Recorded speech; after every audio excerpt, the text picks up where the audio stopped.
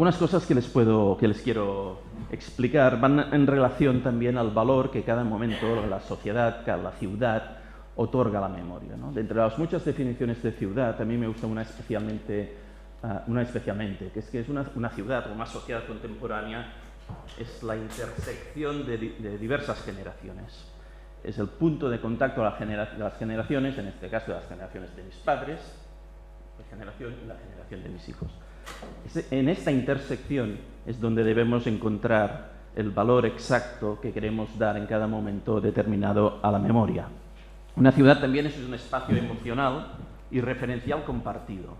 Si no, no es una ciudad, si no es una urbanización, es una agregación de edificios, de habitantes, pero si queremos darle el valor de ciudad, entendido en el valor de la antigua Civitas, sin duda tenemos que luchar, tenemos que procurar por un espacio compartido de referencias y de emociones. Y este espacio compartido de referencias y de emociones, ¿qué lo forma, no?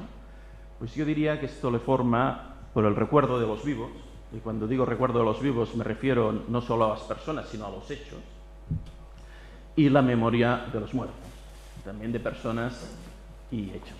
Pues bien, esta intersección entre generaciones y esta intersección entre memoria de los vivos y recuerdo de los muertos es probablemente el campo de referencia, los límites del campo en el que se deben encontrar las políticas de memoria. Es evidente que en cualquier sociedad también hay un combate de memorias dispares. Nadie pide unanimidad en la recuperación, en la visión contemporánea de la memoria, ¿no? Pero este combate de memorias dispares, sin duda, la que se acaba imponiendo, la que se acaba configurando como el canon, si me lo dejan decir así, el canon de la memoria contemporánea, se encuentra en este terreno central, en esta intersección que ahora les decía. Hace unos días inauguramos una exposición de arte contemporáneo en el Centro de Arte Contemporáneo de Fabra y Coats, que es en Sant Andreu, que lleva como título Futuros abandonados. Y el comisario de la exposición, Martí Peran, profesor creo de la Universidad de Girona, Martí Peran decía una cosa que me parecía una reflexión muy interesante y que también viene a colación probablemente de lo que estamos discutiendo hoy aquí. Él decía que nuestra generación, la generación más o menos de mi edad, yo voy a hacer 50 años muy pronto, nuestra generación es la primera generación que puede sobrevivir a su propio paisaje y a las palabras y a los conceptos que vio cuando nació, ¿no? Y esta reflexión me parece muy interesante porque hasta ahora el cambio en el paisaje físico, en este momento estoy diciendo, pero también sin duda en el paisaje emocional, en el paisaje de las ideas y también el paisaje de las palabras, el paisaje de los conceptos, nuestra generación está adquiriendo una velocidad de cambio muy acelerada en relación a otras generaciones, ¿no? Y esta idea de que nosotros somos probablemente la primera generación que puede sobrevivir a nuestro paisaje, al paisaje físico que vivimos al nacer y a las palabras, a los conceptos que también nos encontramos al nacer, me lleva a otra reflexión, ¿no? Que es la necesidad urgente que tenemos de consolidar este tipo de memorias, insisto, emocionales o memorias históricas, en este caso para nuestra generación. La aceleración de la historia, estamos viviendo un momento de aceleración de la historia. La aceleración de la historia es también la aceleración de la inercia de la desmemoria, ¿no? Es una frase un poco larga, pero o sea, la aceleración de la historia, la capacidad que tenemos, aceleración de la historia o del conocimiento de la historia, porque es evidente que ahora, desde cualquier rincón del mundo podemos saber qué pasa en cualquier otro rincón del mundo. Esta aceleración de la historia es también la aceleración de la inercia de la desmemoria. No digo que aquí haya una voluntad explícita de olvido, pero sí que la luz de información, la luz de datos, la luz de hechos históricos, pues hace que se entre en un terreno también de relativización de nuestra memoria y de nuestra historia. Y esto es un riesgo que hay que tener presente.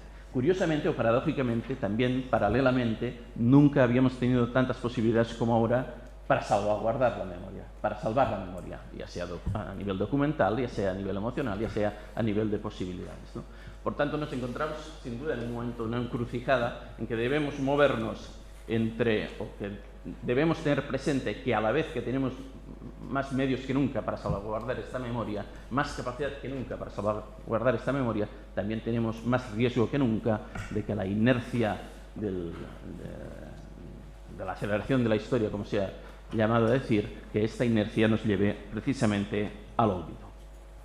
Por tanto, se imponen, en mi criterio, y por esto celebro que estemos hoy aquí, unas políticas públicas orientadas precisamente a salvaguardar esta memoria con los puntos en común que antes decía.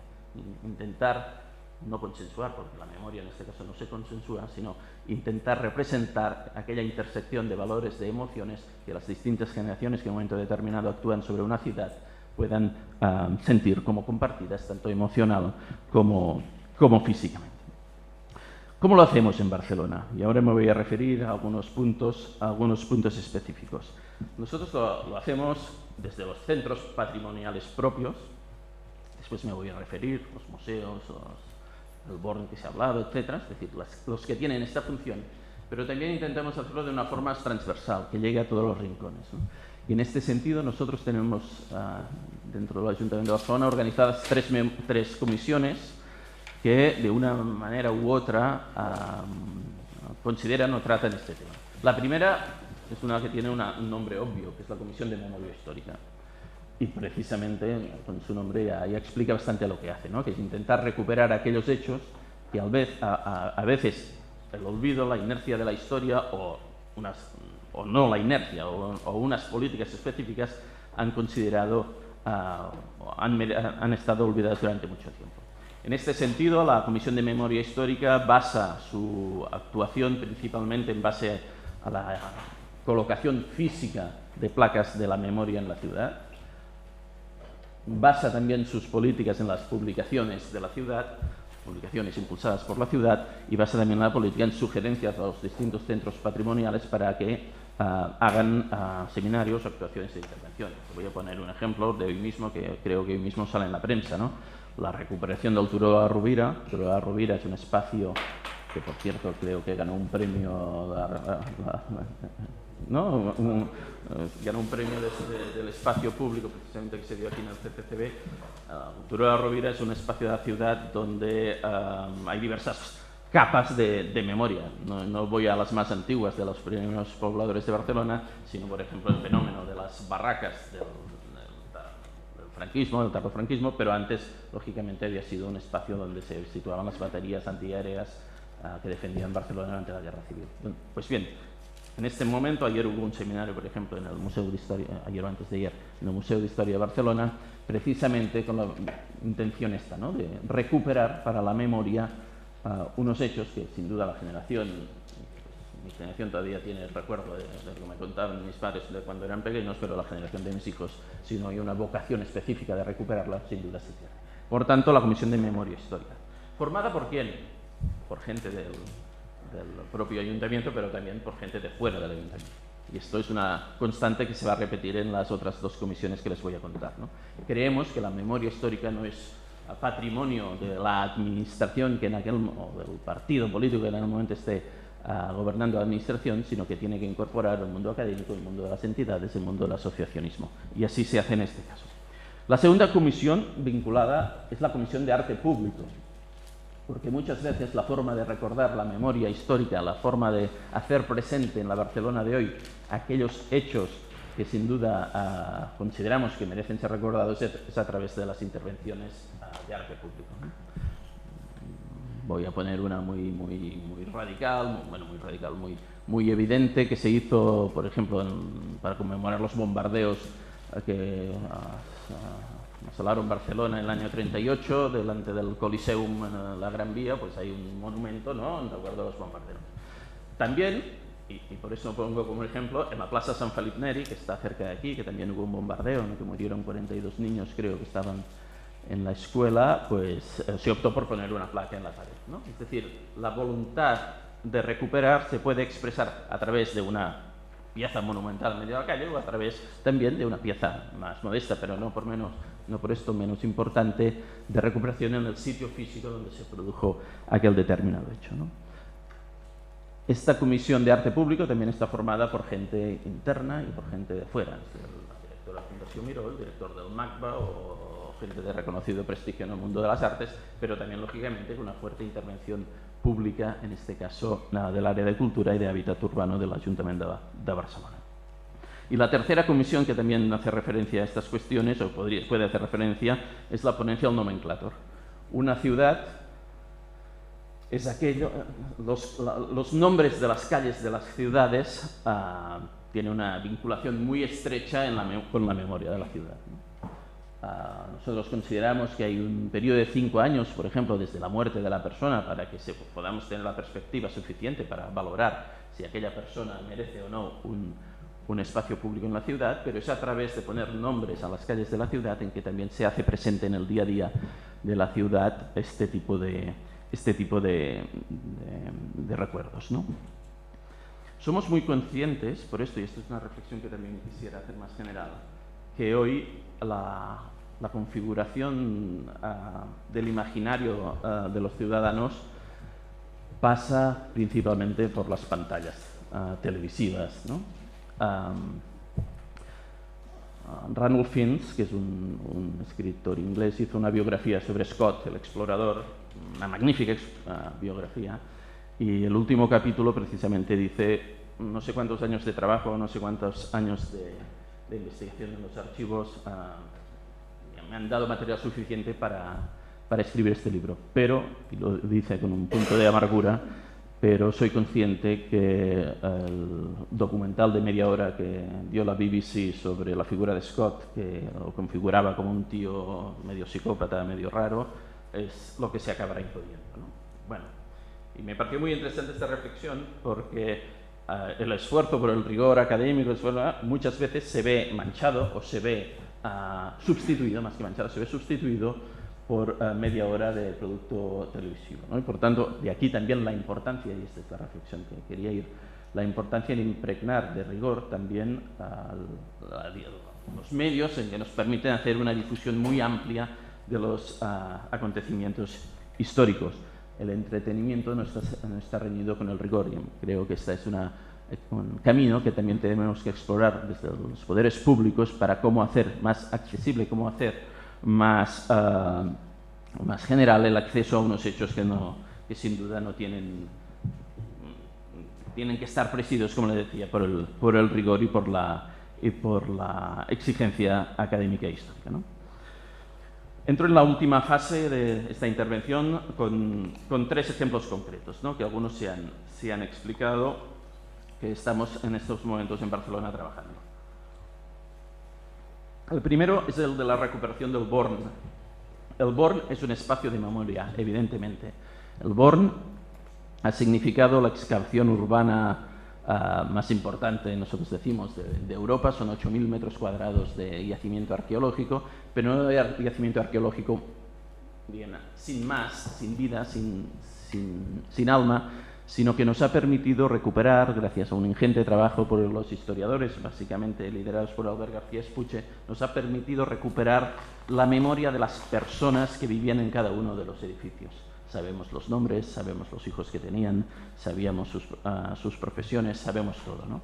Y esta recuperación, hacer presente en la Barcelona de hoy, la Barcelona del siglo XVIII, pues ha producido una proximidad emocional más allá de los hechos históricos que acontecieron en aquel lugar, que después me referiré, o del momento político que vive Cataluña, que sin duda también ha influido, pero saber a qué se dedicaban cada una de las personas que vivían allá ha hecho que la proximidad emocional sea mucho mayor, ¿no? Y les pondré 2 ejemplos. Hubo una intervención artística alrededor del Born, en el que los vecinos colgaron los nombres, los apellidos, con unas pancartas rojas y letras blancas, colgaron los apellidos de las personas que se vieron obligadas a destruir sus casas hace 300 años, ¿no? Como una conexión emocional de los vecinos de hoy con los vecinos de hace 300 años. O otro ejemplo, que es el propietario de una importante cervecera barcelonesa o catalana, que entró en el Born y dijo: ostras, mis antepasados, que se llamaban Calderé, vivían aquí, y localizó su casa, ¿no? Es decir, esta conexión entre la Barcelona de hoy y la Barcelona del siglo XVIII ha hecho que el sentimiento de las generaciones que se vieron obligadas a abandonar aquel espacio para que las tropas en este caso la corona borbónica hizo destruir las casas para construir la ciutadella, pues se sintieran mucho más próximos a aquellos acontecimientos, ¿no? El Born son 300 años, que son 7, 8, 9 generaciones, depende de cómo se cabalcan, ¿no? 9 generaciones, que son los abuelos de nuestros abuelos, ¿no? Por tanto, tampoco está tan lejos, ¿no? Por tanto, aquí también ha habido un intento de recuperar no solo un espacio físico, que evidentemente, no solo el relato de unos hechos históricos, que evidentemente, sino también el relato de unas vidas, de unas profesiones, de unas emociones, de unas familias que hace 300 años pues, tuvieron un impacto importantísimo en la ciudad de Barcelona. El segundo ejemplo que me quería referir es el del Museu el Castillo de Montjuïc, el Castell de Montjuïc. El Castell de Montjuïc es también tal vez el ejemplo mayor de que todavía la sensibilidad sobre la memoria histórica está muy a flor de piel y por tanto tenemos que vigilar o tenemos que ser muy cuidadosos con aquello que explicamos, con aquello que hacemos. Bueno, el Castillo de Montjuïc, como cualquier espacio público de la ciudad de Barcelona a lo largo de los años, ha tenido episodios de todo tipo. A nosotros nos duele y lo identificamos principalmente por la ejecución en el Castillo de Montjuïc de dos personas que tenemos muy próximas emocionalmente, ¿no? Una es un pedagogo, Francesc Ferrer i Guàrdia, ya que estamos en la semana del Congreso de las Ciutats Educadoras, pedagogo Francesc Ferrer i Guàrdia, que fue ejecutado en el Castillo de Montjuïc, y lógicamente de Lluís Companys, presidente electo democrático de la Generalitat de Cataluña, que fue el único presidente electo que fue ejecutado en Europa, en este caso durante el siglo XX, ¿no? La parte central del siglo XX como consecuencia de la guerra civil y de la guerra mundial, ¿no? Pues bien, pero lógicamente en el Castillo de Montjuïc ha pasado muchas cosas. Hay muchas familias de hoy de Barcelona que tuvieron sus padres, sus abuelos o ejecutados o presos en el Castillo de Montjuïc, ¿no? Por tanto, hay una sensibilidad especial que nos hace o que nos obliga a tratar estos temas con la máxima delicadeza institucional posible, pero lógicamente hablando claramente de cuáles fueron los hechos que se sucedieron. En el Castell de Montjuïc además hay otro factor importante, que es que hasta hace muy pocos años el Ministerio de Defensa estaba implicado en su gestión. De hecho, todavía aspira a estar implicado en su gestión a través de un consorcio que quiere montar sobre un centro de cultura de la paz, ¿no? En cualquier caso, este es un claro ejemplo, conjuntamente con la Ciutadella, de que dos grandes equipamientos que queremos culturales de la ciudad fueron construidos en su momento no para defenderla, sino para atacarla. Desde el Castillo de Montjuïc se ha atacado la ciudad muchas y diversas veces y desde la antigua fortaleza que estaba en la Ciutadella, lógicamente se hizo para controlar a la ciudad, no se hizo para defenderla. Por tanto, esta es una cuestión que nos obliga, como les decía, nos obliga a tratar el recuerdo, la memoria de los vivos, porque en este caso, en el Castillo de Montjuïc todavía estamos en aquello que les decía antes, ¿no? No estamos en la memoria de los muertos, en la memoria de los vivos, nos obliga a tratar estas cuestiones con el máximo rigor posible. Y el tercer ejemplo que les quería decir y acabo. Ahora vamos a abrir dos museos próximamente. Uno el 13 de diciembre, que es el Museo del Diseño, el Museu del Disseny, que incluye las colecciones de artes gráficas, de artes decorativas, de cerámica y de textil. Y en febrero vamos a abrir el Museu de las Culturas del Món, en Barcelona. Intentamos, en el relato que hacemos de las colecciones de estos dos museos, intentamos que siempre esté constante la conexión con la Barcelona de hoy, con la sociedad de hoy, o con los grupos de personas que han hecho posible que se hiciera este museo. En el caso del Museu del Disseny, es un museo de los objetos cotidianos. Y esto yo creo que es muy importante, ¿no? Diríamos, y después me voy a referir a ello, que es una especie de proforma de lo que algún día, de los objetos. Hoy tenemos en el Museu del Disseny aquellos objetos que de aquí 2 o 3 generaciones tal vez merecerían estar en un museo etnológico, ¿no? Por tanto, tenemos el Museo de los Objetos Cotidianos, objetos cotidianos contemporáneos, o de hace 100 años, o de hace 200 años, o de hace 300 años, desde los vestidos hasta las botellas, hasta los objetos más próximos, ¿no? Y esto también es una manera de recordar la memoria, ¿no? La memoria no es de los grandes acontecimientos, no la memoria de los grandes discursos, no la historia en mayúsculas, sino muchas veces la historia en minúsculas, la historia de cada día, ¿no? Creo que Ferran Soldevila, que era un historiador catalán, decía en un momento determinado, dijo que Cataluña no podía ser la confederación de intereses particulares.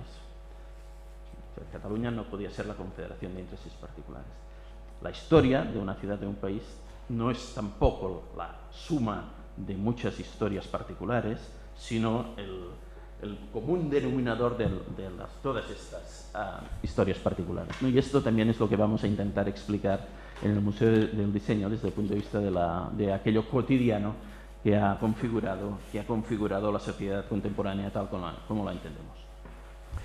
Y el otro museo, que es el de las Culturas del Món, que lo vamos a abrir justo delante del Museo Picasso, en la calle Moncada, también este es un museo de arte, básicamente de esculturas de todo el mundo, y nosotros lo planteamos como una evolución del museo etnológico, de los museos etnográficos habituales, ¿no?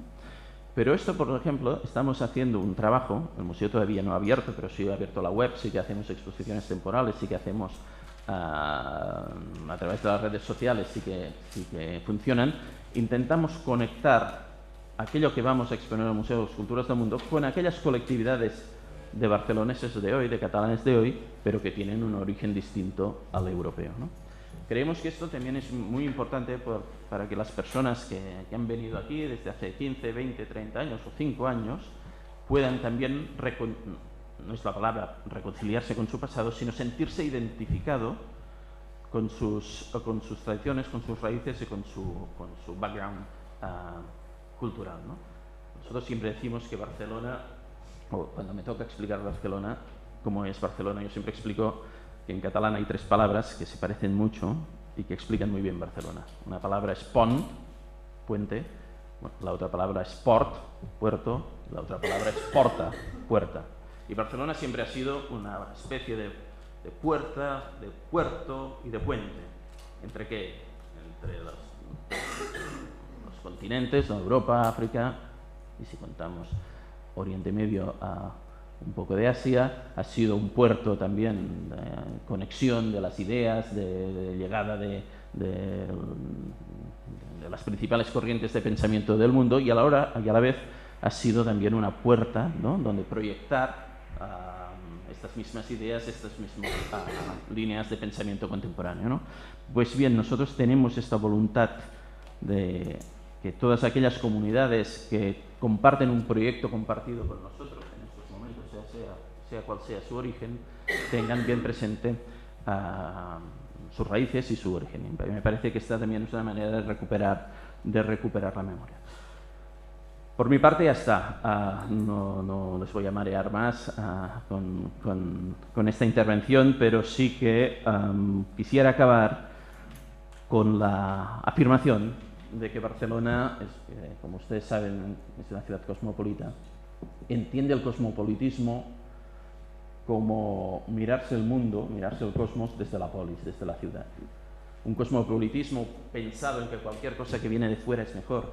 Un cosmopolitismo pensado en que lo que tú tienes no vale nada, no es cosmopolitismo, esto es un provincialismo puro y duro. Por tanto, nuestra perspectiva del cosmopolitismo es cómo participamos, en este caso como Barcelona o como Cataluña, en el gran debate de las ideas contemporáneas. Cómo nos miramos el cosmos, cómo nos miramos el mundo desde la polis, cómo nos miramos el mundo desde la ciudad. Y esta mirada de la ciudad no es una mirada única, no es una mirada en una sola dirección, sino que es una mirada formada por en catalán decimos solatge, en castellano, por el pozo de muchas generaciones, de muchas gentes de origen distinto, de muchas gentes de procedencia distinta, pero que tenemos en común que compartimos un proyecto de futuro. Gracias.